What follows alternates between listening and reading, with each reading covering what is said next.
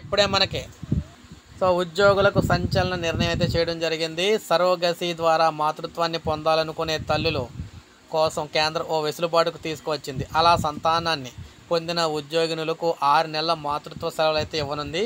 ఈ మేరకు central civil services రూల్స్లో సవరణలు కూడా చేసింది. అలాగే ఈ బిడ్డ తండ్రి 15 రోజుల పితృత్వ సెలవులు కూడా తీసుకునే అవకాశం అయితే కల్పించింది. ప్రభుత్వ ఉద్యోగాల్లో ఉన్న మహిళలు సరోగసితో సంతానాన్ని పొందితే వారికి 180 రోజుల మాతృత్వ సేవలు అయితే వర్తిస్తాయి. ఒకవేళ సరోగసి కోసం గర్భాన్ని అద్దెకిచ్చిన మహిళ కూడా ప్రభుత్వ ఉద్యోగి అయితే ఆమెకి కూడా ఈ సేవలు అయితే వర్తిస్తాయి.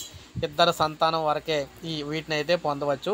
అలాగే ప్రభుత్వ ఉద్యోగి అయిన కమిషనింగ్ ఫాదర్ కూడా మొదటి 6 నెలల్లోగా 15 రోజుల పాటు పితృత్వ సేవలు కూడా పొందడానికి కేంద్రం వీలు కల్పిస్తుంది.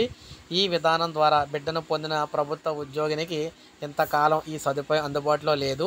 ఇప్పటి వరకు ఉన్న రూల్స్ ప్రకారం ఒంటరి ఉద్యోగి తన పూర్తి సర్వీస్లో పిల్లల సంరక్షణ కోసం 730 రోజులు సెలవుగా పొందుతూ ఉన్నారు. ఈ క్రమంలోనే జూన్ 18న కేంద్రం కొత్త నిబంధనలు అయితే నోటిఫై చేసింది. చట్టబద్ధమైన వివాహం ద్వారా 5 ఏళ్లు కలిసి ఉన్న దంపతులే సరోగసికి అర్హులు.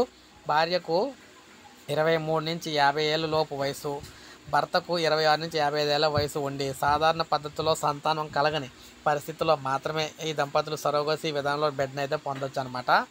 ఈ విధంగా బిడ్డను పొందిన ప్రభుత్వ ఉద్యోగులు ఎవరన్నా సరే 6 నెలలు మహిళకైతే సెలవులు, 15 రోజులేమో పురుషులకైతే సెలవులు అనమాట తండ్రికి. గుడ్ న్యూస్ అని చెప్పుకోవచ్చు ఉద్యోగులందరికీ కూడా.